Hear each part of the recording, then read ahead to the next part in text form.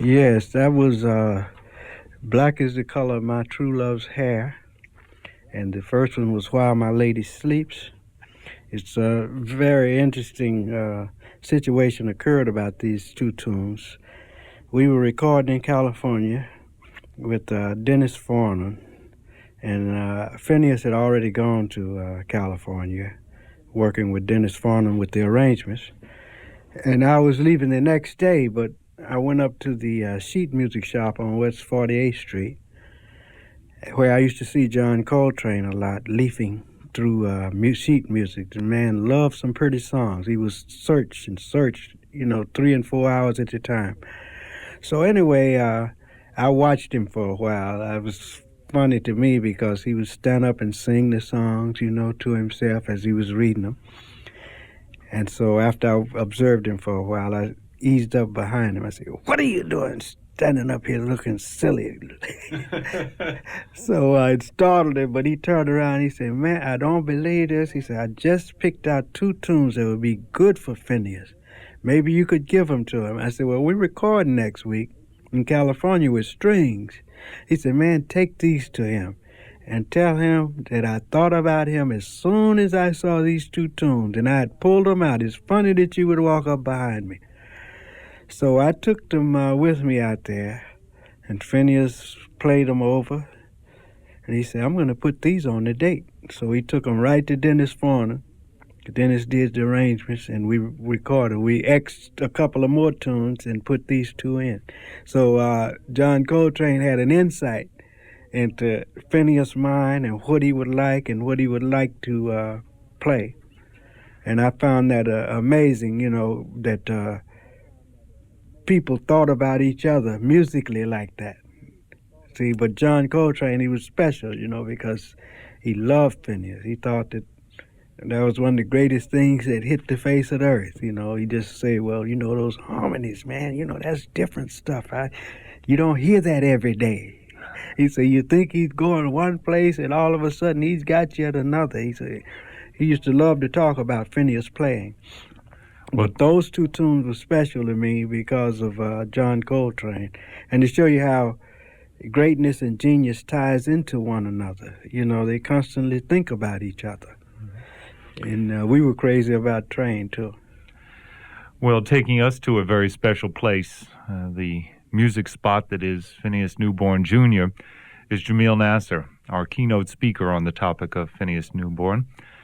He has blessed this little set of the history of Phineas with his personal recollections, which date back, of course, to Phineas's origins in Memphis, and was with him in each of those major stages of his career. Jamil Nasser has just commented that the album with strings, While My Lady Sleeps, by Phineas Newborn from the late 50s, is an album that has the tune selections of John Coltrane in these two instances. The two tunes were bumped, or maybe more, so that these could be included. And it's a great story, just an anecdote, but one of musical importance and great insight, and just another dimension of what Jamil Nasser, our guest here live, is bringing to the Phineas Newborn Jr. portion of the Lost Masters Festival. You're hearing it live on WKCR-FM New York, 89.9 on the dial. My name is Phil Schaap. A couple of questions on this one particular segment of Phineas's career. Who was Dennis Farnon? Well, the best way I can describe Dennis is the brother of Robert Farnon, the great Robert Farnon. I don't know if you ever heard of him. He's from England. He's sort of a recluse there, but he's the master of the string writers. As a matter of fact, Quincy Jones and Johnny Mandel and all those people formed a fan club for Robert Farnon. And anything you can, I think he did something with Sarah not too long before she died. And if you can ever find any of his albums, they're very important to writing, because he gets out of strings and orchestras something so beautiful. Well, Dennis Farnon is the brother. This is the best way I can describe it. Okay. Is the brother of Robert Farnon. Did the Farnon brothers discover Phineas? Did Phineas discover them, or was it the record company that put them together? The record company. And you recollect that these sessions were done in California. These would be in April of 1957, and you're the bass player on them. That's right. So we've just added to the discography the April 1957 recordings that produced the album While My Lady Sleeps. Phineas Newborn Jr., solo piano with large studio ensemble, mostly strings in arrangements and conducted by Dennis Farnon. Includes Phineas's rhythm section, I guess, which would mean you, Jamil Nasser, on bass. Yeah, it was. I was the only one of the rhythm section that went out there. Everybody else was studio cats. Everybody else was studio. Remember anybody else in particular? Let's see. The drummer was what's his name? I don't recall. It'll come to me later. And did the tunes that were replaced, did they get recorded? Are there... there may be outtakes. Yeah. There may be outtakes. Yeah, I mean the tunes that While My Lady Sleeps and Black is the Color of My True Love's Hair. They may be on the original session. Original session somewhere in there. Oren Keep News is supposed to look into that, so maybe you'll run across. So there's your bonus tracks, Oren, if you're listening. Yeah, well, the thing I remember most about that date is the fact that Phineas and I were the only black faces in the studio, and the string section was giving me kind of a draft, you know. You used another Lester phrase here. This time you can say it on the air. But I had the last laugh because there's some things in there that they couldn't phrase properly. So I had to go over and rehearse the string section to get them to phrase it like I was phrasing it, you know. Yeah. So I had the last laugh on that. Well, you're adding to our enjoyment of a very, very important man's music. Stoller, that's the drummer. Alvin Stoller. Alvin Stoller, that's the drummer. Alvin Stoller. You're too much He was a good drummer. He was a good drummer. As a matter of fact, we hit it off because he knew the little draft that was going down, you know. Yeah, 'cause... And he acted to sort of... ease the atmosphere because I was getting ready to explode on those guys, you know. So Alvin Stoller, I will remember him for that. We're talking here with Jamil Nasser on the Phineas Newborn portion of the Lost Masters Festival. It's happening live here on WKCR-FM, New York, 89.9 on the dial. Our history of Phineas will continue till 2 this afternoon, and then we'll have our Lonnie Johnson discography begin. Jamil Nasser is keynote speaker for the Phineas Newborn Jr. portion of this festival. It is one of the magic moments where I feel like I'm young again and taking a lesson from my mentors and masters. Just like on the first Lost Masters, Papa Joe came here and did Herschel Evans. It's the same room, and I guess it's the same spirit, and it's certainly the same kind of lesson. I'm learning a lot, and this is a moment that is very, very active in my heart as well as for my mind. Well, you know, I got a lot of feelings about this because that was my man. We were so close, you know. Let's talk about your actual ongoing relationship now. You were neighborhood buddies as children, and you were aware of the musical wonderment of the Newborn household and that Phineas Jr. was the cat in this musical family. That's true. And you yourself were not yet playing music? No, I wanted to do sports. And I ended up doing a little boxing, trying to play football and different things, track. And one day I just made up my mind that I was going to play music. And I went down to the band who had been trying to, because I could play anything I heard on piano, so everybody thought I had a musical talent. And I went down to the band and he put me on tuba. In the meantime, I had my eye on the bass in the coat room. And they were practicing the hucklebuck. So I would slip in through the window and go in the coat room and play the hucklebuck line along with the band that was practicing. Phineas was rehearsing them. And so one day I walked out with the bass and all the guys said, "Get out of here, man. You don't play bass." And Phineas made a comment. He said, "How is he going to learn if he don't play it?" He said, "He might be able to play better than you guys." And he intervened, and so I stayed out, and they kicked it off, and I played the hucklebuck, and Phineas jumped up and said, "See that? See that? He plays it better than all of you guys in here. Y'all had to take it over and over and over, and here's this guy come out here right with the bass and play it right through." He said, "You're the new bass player," just like that. All right. And that was my beginning on bass. Jamil Nasser, whose string bass career pivots on a very important moment for him in his young life, student life, when Phineas Newborn Jr. interceding on his behalf in the high school band room in Memphis. What was the name of the high school? Booker T. Washington. Mm-hmm. Good old Southern name. Right. Is the Manassas High School is also in Memphis? Yeah, and that's where the Lunsford guys came from. Booker T. Washington was the south side of town. Mm-hmm. Manassas was the north side of town. See, that Frank Stroges, Harold Mabens, and George Coleman's, they were on the north end of town. Louis Smiths and Phineas Newborns, myself, and Calvin, we were on the south side of town. Hank Crawford was also on the north side of town.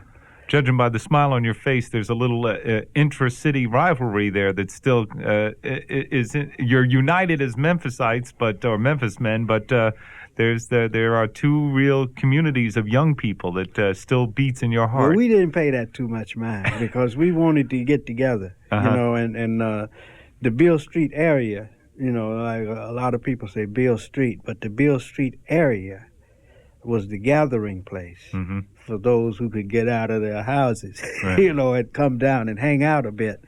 And so we were always looking forward to meeting up and playing because, you heard about this guy on the other side of town and you got on the phone or you sent word that we're going to have a session and people would come, just like George Coleman. I had heard about him and then I saw him.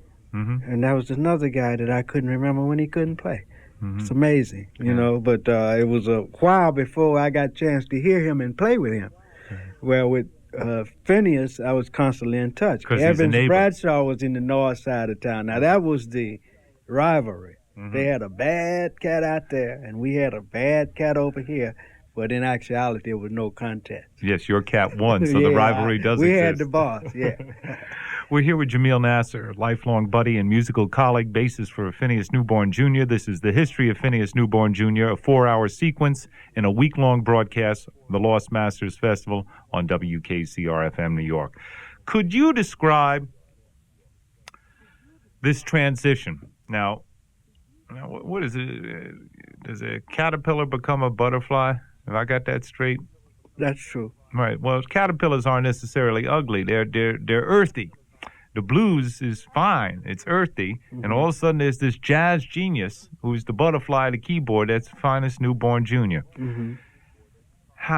What is the transition? I mean, he never was unable to play the blues as he does on B.B. King's first records.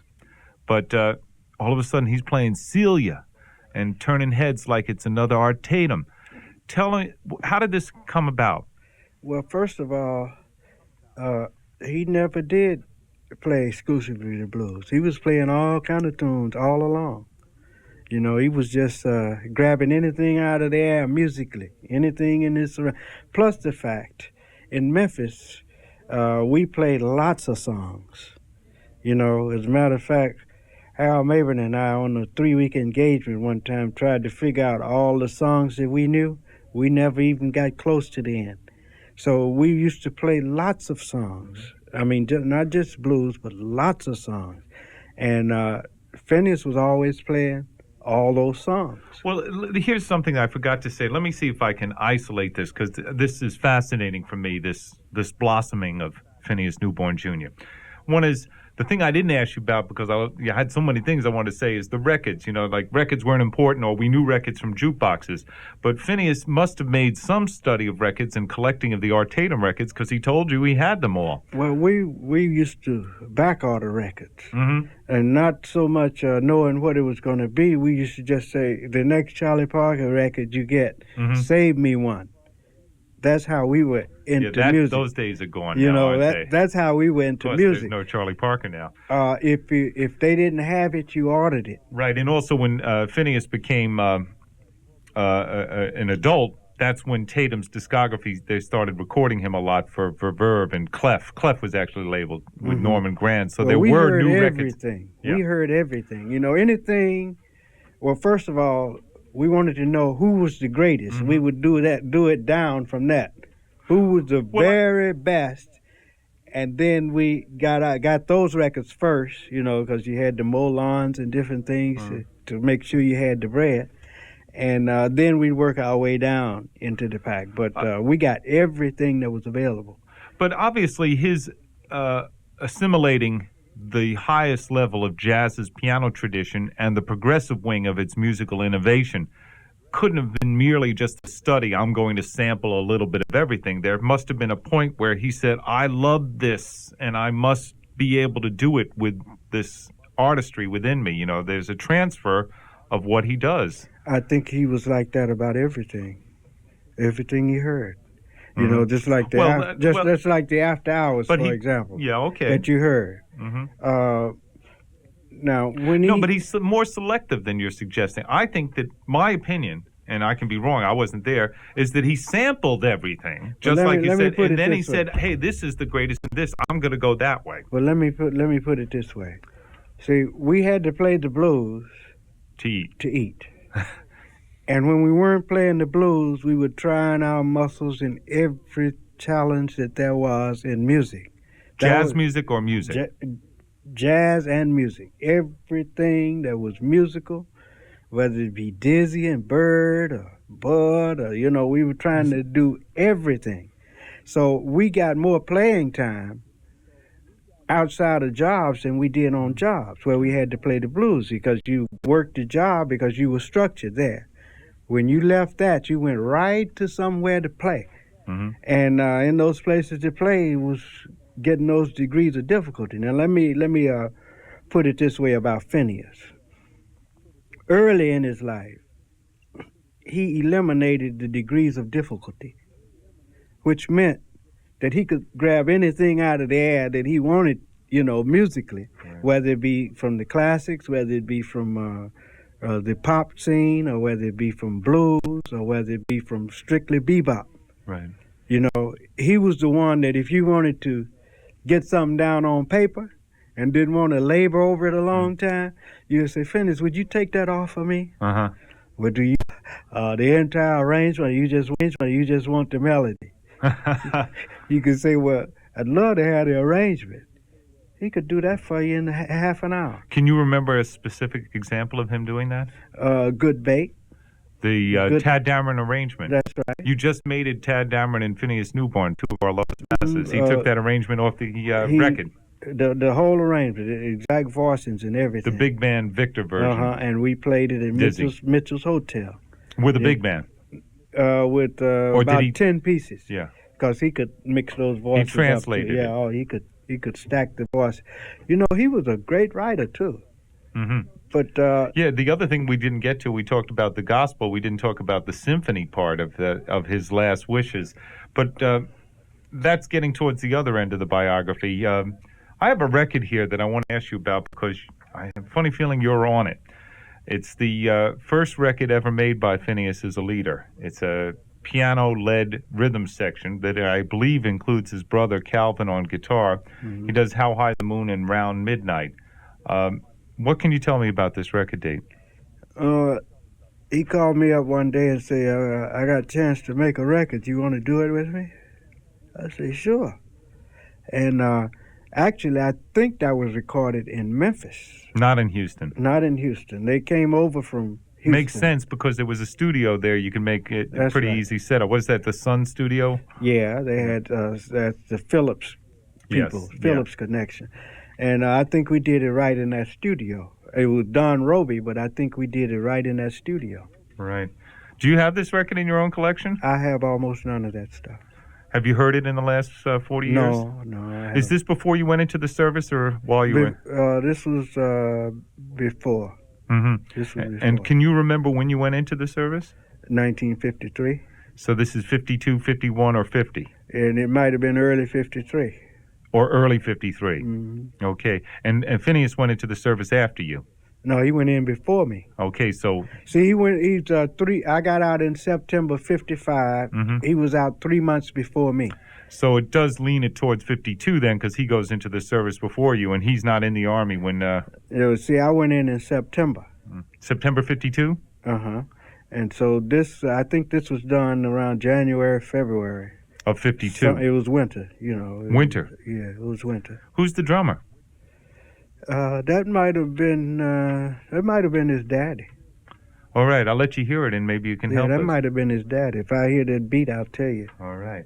We're here with Jamil Nasser. We're going to hear the rarest Phineas Newborn record. It's his first as a leader, a 78 for Don Robe. I guess that meant Duke Peacock, that family of labels. Whole thing. And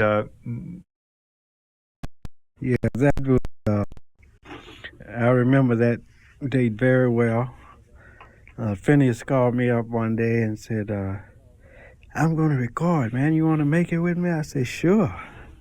And we went to a studio in Memphis, and we just played these things. We had been messing around with all kinds of music anyway.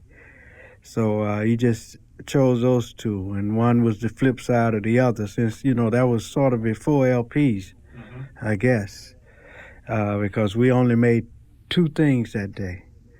And I was listening to that, and I was thinking about the influence of Nat Cole, something that we haven't touched on before. And Phineas had a high respect for Nat Cole. Very high, because Nat really turned a lot of minds around. I think he shaped things up for trios, about formats and how to go this way and that way, and because that Body and Soul and things like that, that's still strong masterpieces. And I just wish in his life that he had played more piano than singing, because he was an influence on us all. And that's what we were doing there. That was without drums. And that was Phineas, Calvin, and myself. If you notice, Calvin was doing the Freddie Green. And we used to like to play like that a lot, simply because of the influence of the Nat Cole trio. And that was a very big influence on every pianist I know, with possibly the exception of Art Tatum. And who knows, he might have got something from that too, because Nat was beautiful. And Phineas had the highest respect for Nat Cole and Nat for him. was the King Cole trio just a budgetary thing, or did you guys actually have like that instrumentation for gigs and do it for real? Oh, he used to do gigs like that, because Nat was the fad. Right. He was the fad, It's funny, two distinctly different people who you don't think of when you think of the King Cole trio. Now, strong that those trios were. so there's no drums. I was foolish to trust the books, having not heard the record in some time myself. The bassist, unidentified, is clearly Jamil Nasser, and he is here on our Phineas Newborn Jr. Festival. You're hearing it live on WKCR-FM, New York. Now, Jamil, the Army period is first a separation, then a reunion for you. And then you guys decide you're going to come to New York to hear Parker and Tatum, but also aren't you trying to start your career beyond the scope of Memphis? Well, the way that went down is Phineas and I had made a pact that we would come to New York together, not separately, and that we would do it when we got out of the service. So because Phineas got out 3 months before me, he went to working with his father's band. Mm-hmm. And when I got out, they were busy, so I went right to work with BB's band, with the understanding that when Phineas and I are ready to go to New York, that there will be no 2-week notice, there will be anything. Whenever I have to go, that's when. And so I went with BB with that understanding. So I get a call when we were in Nashville, Tennessee, that Phineas was leaving in 2 days for New York. So I said, well, I'll meet you there. And I went to BB. I said, BB, I got to go. And it was no problem, because that was the understanding we had. And so that's how we came to New York together. But Count Basie had insisted that Phineas come to New York.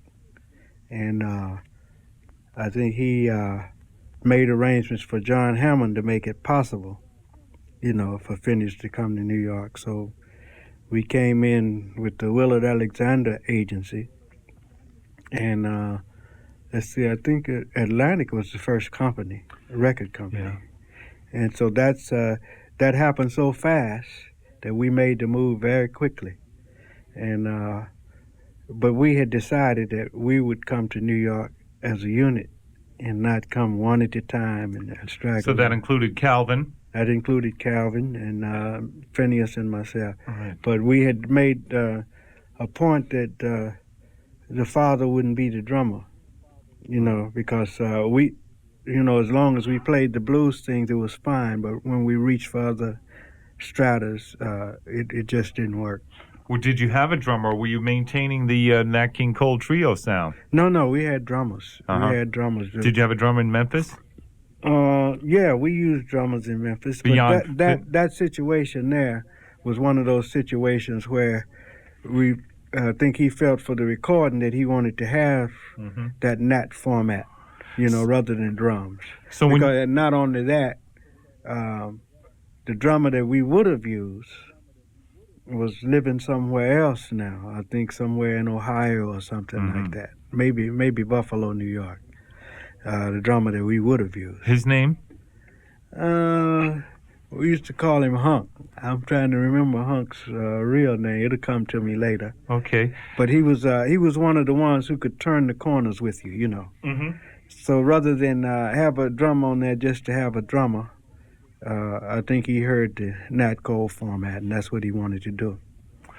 All right. So let me get this straight. We're talking here with Jamil Nasser, childhood buddy, high school colleague, musical associate, lifelong friend, mainstay of the Phineas Newborn Jr. legacy, and he is our keynote speaker on this Phineas Newborn portion of our Lost Masters Festival, which is continuing around the clock till Wednesday night on WKCR-FM New York. I'm Phil Schaap. I have the honor of conducting this interview and chat with Jamil Nasser on the topic of Phineas Newborn.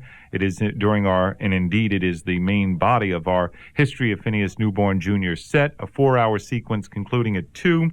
We'll go to the Lonnie Johnson discography at that time. We're around the clock with Tad Dameron, Lonnie Johnson, Frankie Newton, and the artists who we're studying right now, Phineas Newborn Jr., and study it is because we're taking a lesson from the great Jamil Nasser. Now, Jamil, the band arrives drummerless in New York, but the concept of the group was piano, guitar, bass, and drums, yes? That's right. And did you hire a drummer in New York, or did you know who you were going to get? Well, our first drummer was Kenny Clark. Wow. Then we used... How did Kenny... you guys were strangers. How do you just go and tap on Kenny Clark's shoulder? Oh, because Kenny knew about Phineas. He passed through Memphis, or he knew through the reputation? He knew. During that time, the grapevine had it where nobody slipped up on you. You know what I mean? Mm-hmm. You knew that they were coming, and you knew that where they were at all times. Mm-hmm. And then we used Shadow Wilson. Right. We used Denzel Bass. Yes. And for the road, the first drummer we had for the road was Ferdinand Everett out of Hartford, Connecticut. And then we used Larry Ritchie out of...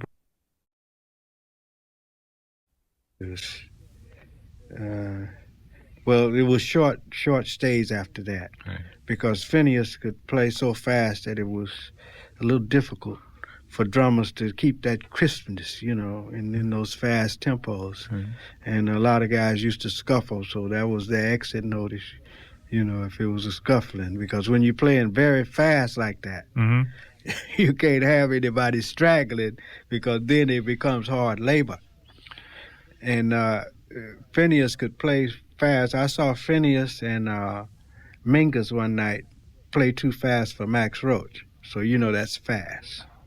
I didn't even know it was possible. That's very fast. They played Cherokee so fast that Max sit back with his arms folded, laughing. Like the old Bohemia. I never will forget that. All right. We're talking here with Jamil Nasser, the bassist with the Phineas Newborn Jr. combo, and of course a long-time colleague and friend.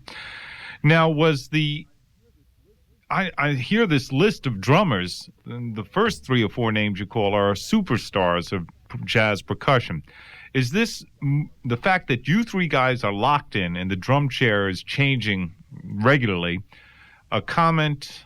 It's probably both things a little bit, but is it a comment on the tightness, the fact that you really were 2 brothers and a third brother? You would be the third brother, even though you weren't of the Newborn family, but you were family?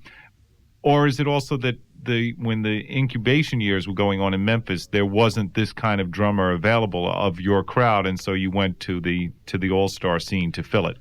Well, see, it was a little different when you were playing jazz in Memphis as opposed to coming to New York. And although there were a couple of guys we had in mind, like Charles Crosby and like that, we hadn't played together that much in Memphis. So because you had to, you were beholden to his father. You had to give him the gift. He dominated that scene. Yeah. So as a result, we hadn't had experience with a lot of drummers in Memphis other than in sessions. And coming into New York was so big that we didn't want to take any chances. We wanted to make sure that we had somebody who could turn those corners, because, see, our stuff was together, from a long time before. And we didn't have to put it together in New York, so that's why you would reach and get a Kenny Clark, somebody who didn't even have to rehearse with you or anything, because he was musical. So was Denzel Best. So was Shadow Wilson. Right. You see, and you didn't even have to worry with those guys. You could call them the day of the gig, and they come on the gig, and it's like they've been there. Well, we didn't have quite that in Memphis. We had guys we could have brought along, but it wasn't a bring-along thing at that particular time, because when we hit New York, the spotlight was right on us. It wasn't like you could stay around and hook up this and hook up that, and we knew that. So we wanted to come out of the box running, not walking. How did you feel you were received by the people you respected most in jazz at that time? We had no problems. I mean, they embraced us with all the warmth and love that, I tell you, we were pampered people when we first came to New York by the great people. Let me put it this way, there's a difference. By the great people, we were pampered, almost like we were treated almost like pets, among the great people. Now, when you get down to the third stringers, they were trying to pick Phineas apart, which is, that's normal, that they would have some fears. Because I remember to come in. Well, there's a limited amount of work, and here's this out-of-town band coming up and getting the gravy. Well, no, it wasn't that. It was jealousy. Of the artistry itself. Of the artistry itself, but not from the greatest people. Oh, no. You see what I mean? The greatest people never have that problem, even today. They don't have these hang-ups about, well, man, I don't think he got this. One particular guy, I won't call his name, I should say, oh, Phineas don't have no soul, man. And here's a guy from Philadelphia now. You know what I mean? Not knowing where this man came out of. This man came out of soul. It seems like the most off base of comments. It might have been, it doesn't make any sense at all, because a lot of people are most charmed by Phineas because he seems to be adding more of the blues tradition into the Tatum school. That's what people usually dig. See, that proved the jealousy. Yeah. That proved he didn't that it would go 180 degrees the wrong direction. He couldn't say the man didn't have a left hand or nothing like that. So he said, well, man, I don't think he has, he leaves me kind of cold. I don't think he has any soul. Did you hear Earl Warren's interview on Phineas on Wednesday? I wasn't able to catch that. I was working. I think although Earl's memory is starting, admittedly, candidly, to slip a little bit, of course, he remembers being blown away hearing him in Memphis. He realized that it would be too much ammunition if they were hired for the Little Esther show. There was that's what Earl was trying to get you guys. He thought, because he was going to need a piano player. But the thing that charmed me most is, you see, Earl, of course, was Art Tatum's singer in Cleveland 60 years ago. And for him, now here's a guy who really could say, well, Finney's a good piano player, but he's no Art Tatum, because he would be defending his generation, his turf, and the pianist who's perceived as the supreme being of all jazz pianists. But, he said, I ain't going to say he's better than Art Tatum, but he said it was the same phenomenon.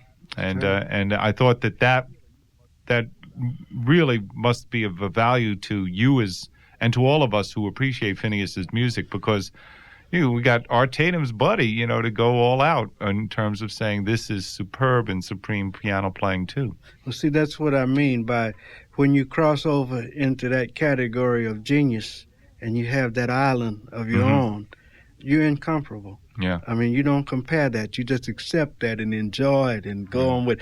Because I'm sure that if Art Tatum had heard Phineas, like Papa Joe said, it would have been a crown on his head.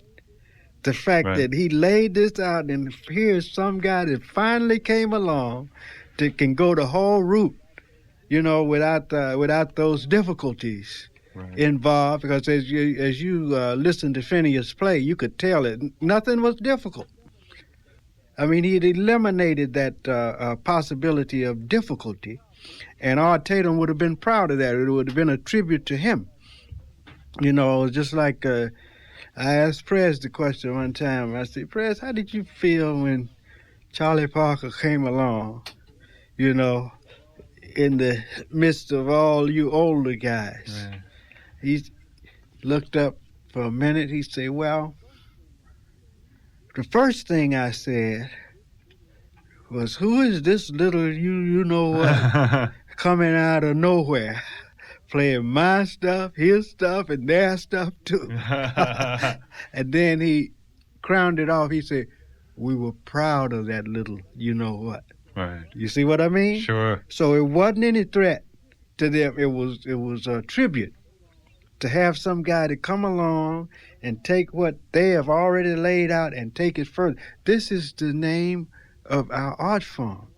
The guy that come along like a Clifford Brown took it from Louis Armstrong, Miles Dizzy, Fats, and he went on into.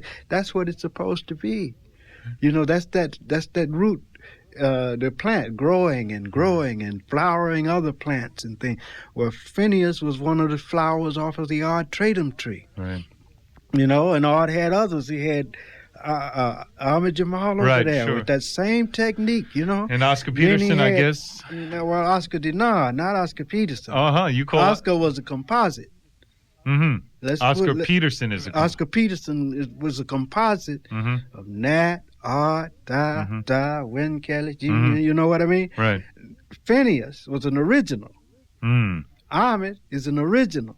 I see. Oscar Denard is an original. These are the tributes, to that greatness of Art Tatum, because Art was an original. And I don't think he would have enjoyed too much sitting back hearing somebody play Art Tatum. Right. He wanted to hear it taken somewhere new. Now, that's the uniqueness of genius, because genius don't sound like nothing but themselves. Right. They remind you in certain places, because Phineas had total recall.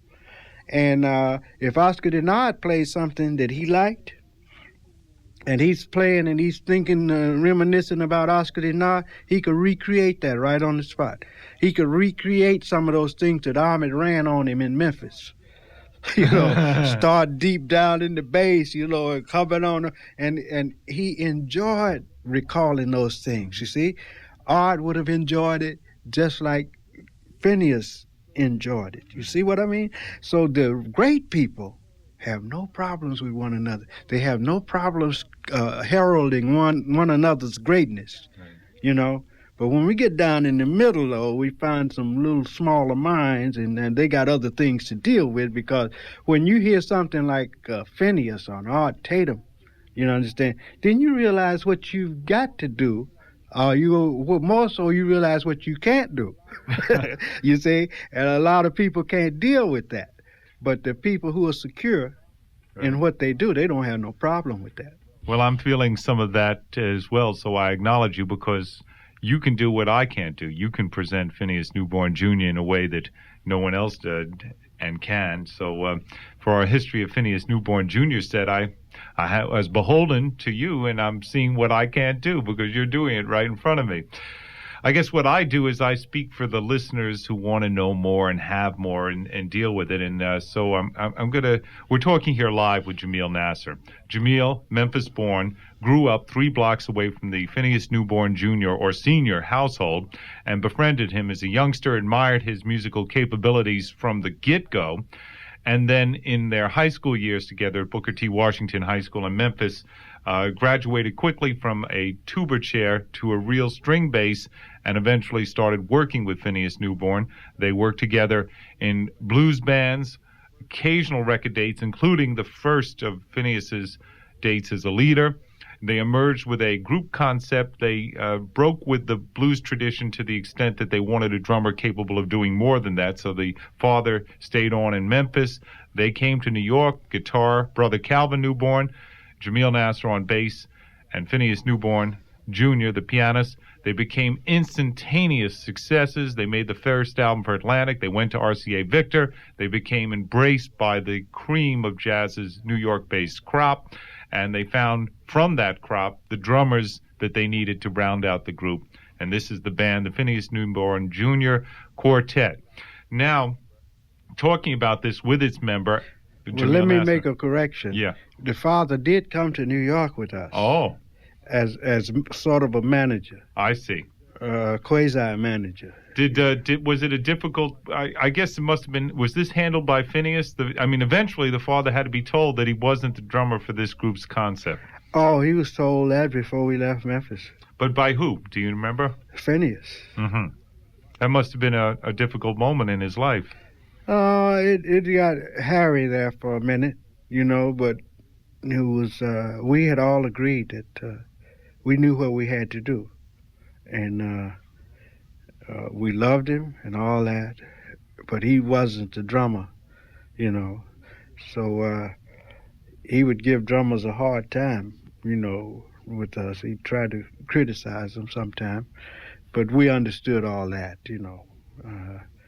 because he had dreamed about being on the scene, playing and like that, but it wouldn't have worked. And I think eventually he came to realize that it wouldn't have worked. Mm-hmm. But he did stay around us for a long time after we got to New York. And, we looked out for him. Mm-hmm. Are there any stories of the actual working days, places that you preferred to play as opposed to others? Is there any... You're a master storyteller as well as a great philosopher. We're talking here with Jamil Nasser, bassist with Phineas Newborn Jr. Now, this band more or less was about 4 or 5 years together, right? It's really hard to put it 55 that way. Is, well, it's on and off because there are hiatus. It's on and off, and to put it in a block of time is a very difficult thing. And also just incorrect. say we were together for life. Okay. Even when we weren't together, we were together.